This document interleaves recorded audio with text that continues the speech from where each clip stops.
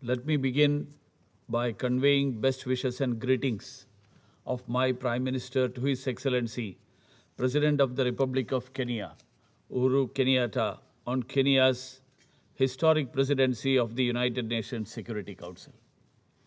It's indeed a singular privilege to represent my Prime Minister Sri Narendra Modi at this important high-level debate on a topic that is extremely important and pertinent to the global south, particularly countries in Africa. I would like to thank His Excellency Secretary General Antonio Guterres, His Excellency Mr. Paul Kagame, President of Rwanda, His Excellency Mr. Thabo Mbeki, former President of South Africa, and Ms. Fauzia Kusi, first woman Deputy Speaker of the Parliament of Afghanistan, for enriching this open debate with their insights. The countries facing conflicts or emerging from them face multiple challenges in their path of peace building and sustaining peace. These are related to causative factors to the conflict and primarily involve ethnicity, race, and religion, which are dominant identity markers in the society. In addition, societies also encounter political, social, and economic factors which play a determining role in how countries successfully emerge and move forward in addressing these fundamental challenges of state building. History has shown these challenges are not limited to Africa or the developing world. Even the developed world, at some points in history, had faced these challenges, including through extremely violent transitions, before eventually emerging successfully. Mr. President, India's own context offers a unique manifestation of unity in diversity, where in spite of the convulsions caused by the partition, we still came together as one to form a democratic, pluralistic, and inclusive society with our constitution as the basic bedrock of our polity. Consequently, if one were to talk about embracing diversity and inclusion, India has much to offer on how diversity of identities, whether ethnic, regional, religious, linguistic, or others, can come together and live as one nation, the common thread binding us being the identity of being an Indian first and all others later.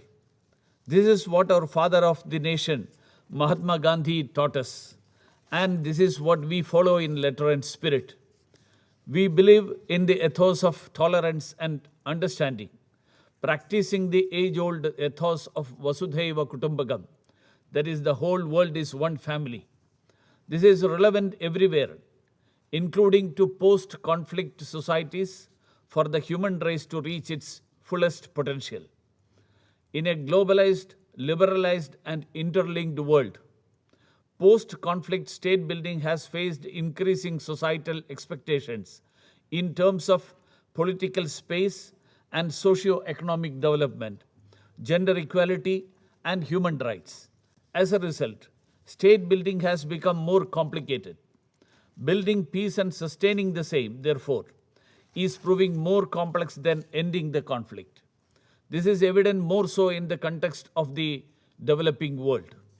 At the same time, we have several successful examples where countries have managed to overcome post-conflict challenges. These include South Africa, the transition from apartheid to free and open society, Cote d'Ivoire, Liberia, Sierra Leone, Rwanda, and Burundi, each of which have been examples of successful transition of post-conflict state building, and South Sudan, where we are witnessing the transition. These societies are diverse and have managed to sustain peace through inclusive approach by setting examples for similar states to emulate. We also have several other examples, including in South Asia, where diversity has always been the hallmark of these societies. The political leadership of respective countries respecting universal values of peace, truth, and compassion have contributed immensely to state building. Mr. President, when we deal with countries coming out of conflict and going into peace building, putting in place strong legal framework as well as building credible institutions based on solid principles is critical. This will also ensure that diversity is protected and inclusivity is fostered. We need to encourage donor countries which are contributing generously to peace building in Africa and other regions to ensure that those countries coming out of conflict are able to put in place an enduring framework that withstands the test of time. The challenge will always be to make trade-off between the immediate and long term. We believe the UN system as a whole should work closely with member states and regional organizations in line with their national requirement and needs and not advocate imposition of ideas or solutions from outside.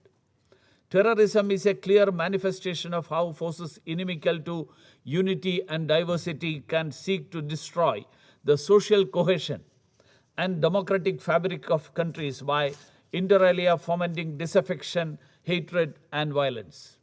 The increasing spread of terrorism in Africa is a matter of serious concern. What is even more unfortunate is that these terrorist forces and groups are receiving encouragement from member states which seek to divide communities by legitimizing terrorist activities. The UN Global Counter-Terrorism Strategy has clearly reinforced yet again that terrorism cannot be justified under any ground and that no country should provide an excuse for such activities. It is equally important that UN organizations take GCTS as a template and not give any encouragement or excuse, even indirectly, to efforts of member states to justify terrorism in any way. As regards religious identities, we are witnessing how member states are facing newer form of religious phobias. While we have condemned anti-Semitism, Islamophobia, and Christianophobia, we fail to recognize that there are more virulent forms of religious phobias emerging and taking roots, including anti-Hindu, anti-Buddhist, and anti-Sikh phobias. We have seen in our own neighborhood and elsewhere the destruction of temples, glorification of breaking of idols in temples, violation of Gurudwara premises, massacre of Sikh pilgrims in Gurudwaras, destruction of Bamiyan Buddhas and other religious iconic sites. Our inability to even acknowledge these atrocities and phobias only gives those forces encouragement that phobias against some religions are more acceptable than those against others. If we choose to be selective about criticizing such phobias or ignoring them, we do so at our own peril. It's now the time to look at peace building in the broader context and in a more focused manner, especially in the context of COVID pandemic, which is threatening to erode the gains we have made over the years.